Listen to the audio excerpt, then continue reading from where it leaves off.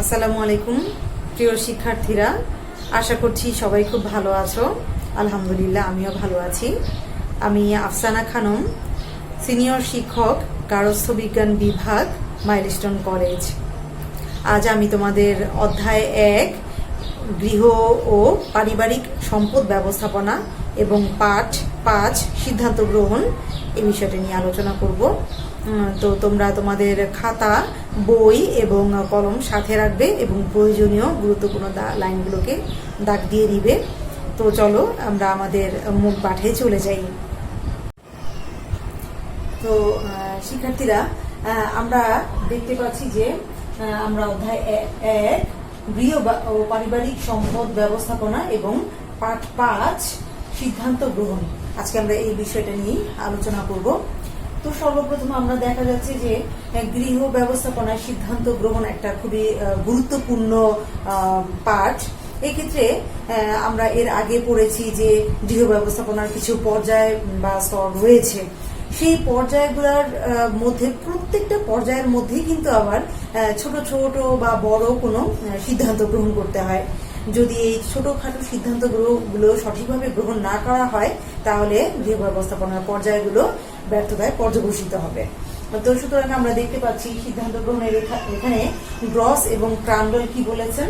Gross এবং ক্রান্ডল বলেন, সিদ্ধান্ত গ্রহণের মূল কথা হলো সমস্যা সমাধানে একাধিক কার্যক্রম বা পন্থা থেকে একটি বিশেষ কার্যক্রম পছন্দ করা।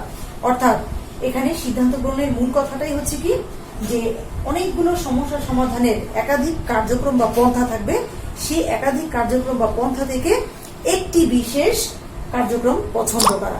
তার মানে অনেকগুলো থাকবে, তার মধ্য থেকে আমাদেরকে একটি বিশেষ বেছে নিতে হবে। তো যদি এই প্রতিটি স্তরের যে পর্যায়গুলো বা স্তর বা পর্যায়গুলো রয়েছে, সেই পর্যায়গুলোর মধ্যে আমাদেরকে এরকম একাধিক কার্যক্রম থাকবে এবং সেখান থেকে একটা বিশেষ কার্যক্রম আমাদেরকে বেছে নিতে হবে। একটি পরিবার কিন্তু এককভাবে কোনো সিদ্ধান্ত যদি গ্রহণ করা হয়, তাহলে সেই সিদ্ধান্তটা অনেক সময় ভুল হতে পারে। যদি দলীয়ভাবে সিদ্ধান্ত গ্রহণ করা হয়, তাহলে সেটার মানে সবার মতামত থাকে এবং সেক্ষেত্রে ভুল হওয়ার সম্ভাবনাও কম থাকে। তাহলে আমরা এখন দেখছি যে সিদ্ধান্ত গ্রহণের পদ্ধতি বা পর্যায়।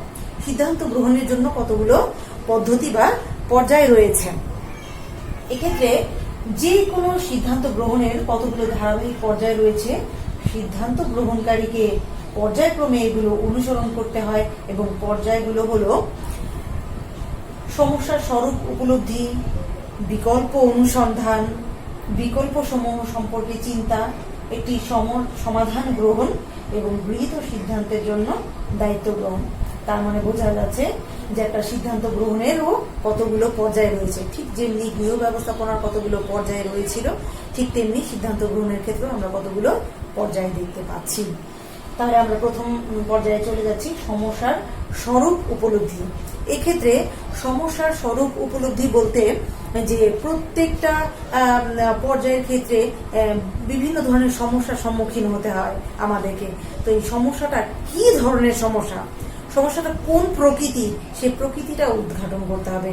অর্থাৎ সমস্যাটা কি অর্থনৈতিক, নাকি সমস্যাটা পারিবারিকভাবে হচ্ছে, নাকি যে কোনো উপকরণ সংক্রান্ত সমস্যা হচ্ছে, সেই ক্ষেত্রে প্রকৃতিটাকে আগে নির্ধারণ করতে হবে। সেই প্রকৃতি নির্ধারণ করে সেই অনুযায়ী আমাদেরকে সিদ্ধান্ত গ্রহণ করতে হবে।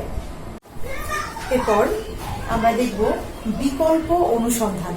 এক্ষেত্রে বিকল্প অনুসন্ধান বলতে যে একটা সমস্যার সমাধানের জন্য একটা উপায় বা একটা পন্থা থাকবে না, এক্ষেত্রে আরো কয়েকটি পন্থা থাকবে মানে সিদ্ধান্ত গ্রহণের জন্য। তো সেটাই হচ্ছে বিকল্প, মানে আরো অন্যান্য কয়েকটি পন্থা বা উপায় থাকবে সিদ্ধান্ত গ্রহণের জন্য, সেটাই হচ্ছে বিকল্প অনুসন্ধান।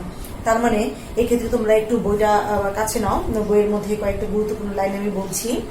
সিদ্ধান্ত গ্রহণের দ্বিতীয় পর্যায়ে তথ্য সংগ্রহ এবং সমস্যা সমাধানের সম্ভাব্য পন্থাগুলো অনুসন্ধান করা। অর্থাৎ তথ্য সংগ্রহ এবং সমস্যা সমাধানের সম্ভাব্য পন্থা। তথ্যগুলো সংগ্রহ করলাম, কি কি ধরনের সমস্যাটা হলো, যে আমরা আগেই বলেছি প্রকৃতি, সমস্যার প্রকৃতি, সমস্যাগুলো উদ্ঘাটন করে সেই অনুযায়ী সমস্যা সমাধানের জন্য পন্থা বা উপায় খুঁজতে হবে। এই ক্ষেত্রে মানে ব্যক্তির অভিজ্ঞতা, তারপরে বয়স এবং জ্ঞান, সময় এগুলোর খুবই গুরুত্বপূর্ণ। কারণ একটা ব্যক্তি যদি এইসব বিষয়ে অভিজ্ঞ না হয় বা তার দক্ষতা বা জ্ঞানের অভাব থাকে, তাহলে কিন্তু তিনি যে কোনো সময় বিকল্প অনুসন্ধান করতে পারবেন না, মানে সিদ্ধান্ত গ্রহণের ক্ষেত্রে। এক্ষেত্রে ব্যক্তিকে অবশ্যই তোমার জ্ঞানী হতে হবে, অভিজ্ঞ হতে হবে গৃহ ব্যবস্থাপনার ক্ষেত্রে।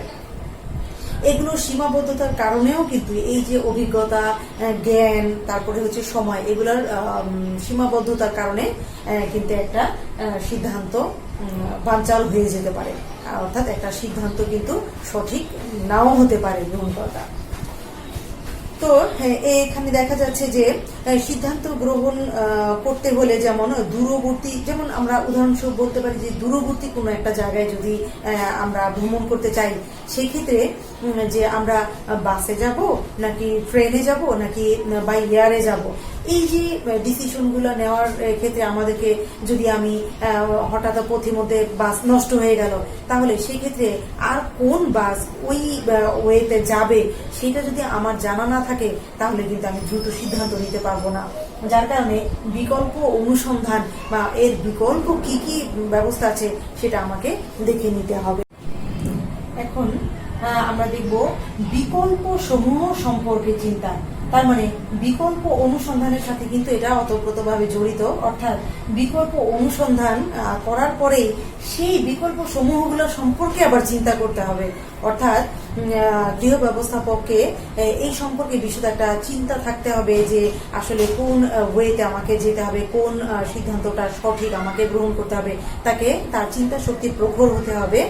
এক্ষেত্রে তোমরা একটু বইটা হাতে নাও, বইয়ের মধ্যে আছে এই পর্যায়ে সমস্যা সমাধানের বিকল্প পন্থাগুলো বিশদভাবে মূল্যায়ন করা হয়। তার মানে এই লাইনটা খুবই গুরুত্বপূর্ণ, আন্ডারলাইন করে রাখো, এটা এমসিকিউতে আসবে যে সমস্যা সমাধানের বিকল্প পন্থাগুলো কোন জায়গায়, মানে কোন স্তরে বিশেষভাবে মূল্যায়ন করা হয়। এটা হবে তৃতীয় পর্যায়ে বা তৃতীয় স্তরে, সিদ্ধান্ত গ্রহণের তৃতীয় স্তরে। এরপর দেখো, এক্ষেত্রে প্রতিটা বিকল্পের ফলাফল, এর সুবিধা অসুবিধা সম্পর্কে চিন্তা ভাবনা করে দেখতে হবে। সিদ্ধান্ত গ্রহণকারীকে দূরদৃষ্টি সম্পন্ন হতে হবে। তাহলে আরো একটা এমসিকিউ আসতে পারে যে সিদ্ধান্ত গ্রহণের কোন পর্যায়ে ব্যক্তিকে দূরদৃষ্টি সম্পন্ন হতে হবে? তৃতীয় পর্যায়ে, অর্থাৎ বিকল্প সমূহ সম্পর্কে চিন্তা, এই পর্যায়ে গৃহ ব্যবস্থাপককে দূরদৃষ্টি সম্পন্ন হতে হবে। এরপরে দেখো, এক্ষেত্রে সিদ্ধান্ত গ্রহণকারীকে অবশ্যই প্রখর জ্ঞানেরও অধিকারী হতে হবে। তিনি যদি জ্ঞানী না হন, তাহলে যে কোনো সময় যে কোনো সমস্যার সমাধান কিন্তু তিনি তাৎক্ষণিকভাবে গ্রহণ করতে পারবেন না। এরপর আমরা চলে যাচ্ছি একটি সমাধান গ্রহণ।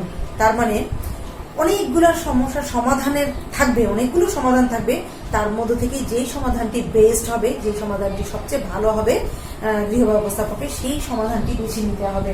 এই ভালো এবং যেটি গুরুত্বপূর্ণ এবং যেটি বেস্ট, সেই সমাধানটা বেছে নেওয়াই হচ্ছে এই স্তরের কাজ। অর্থাৎ একটু বইটা হাতে নাও, এখানে এই স্তরটি খুবই প্রভাবশালী। তাহলে জ্ঞানমূলকে আসতে পারে বা এমসিকিউতে আসতে পারে, গৃহ ব্যবস্থাপনার সিদ্ধান্তের ক্ষেত্রে কোন স্তরটি প্রভাবশালী, তাহলে তোমরা লিখবে চতুর্থ স্তরটি প্রভাবশালী, অর্থাৎ একটি সমাধান গ্রহণ, এই পর্যায়টি হচ্ছে প্রভাবশালী। কারণ এটা মানুষের সারা জীবনধারাকে আর কি প্রভাবিত করে। তো পারিপার্শ্বিক অবস্থা ছাড়াও সিদ্ধান্ত গ্রহণকারীকে বয়স, চাহিদা, আয় এগুলোর উপরও নির্ভর করতে হয়। একটা সমাধান শুধু গ্রহণ করলেই হবে না, যে সেই সমাধানটা আদৌ বাস্তবায়ন করা সম্ভব হবে কিনা, তার জন্য ব্যক্তির বয়স, তারপরে আয়, এটাও কিন্তু খুবই গুরুত্বপূর্ণ। এরপরে দেখো, এক সিদ্ধান্ত গৃহীত সিদ্ধান্তের জন্য দায়িত্ব গ্রহণ। সিদ্ধান্ত শুধু গ্রহণ করলেই কিন্তু হবে না, সেটার জন্য তাকে দায়িত্ব গ্রহণ করতে হবে।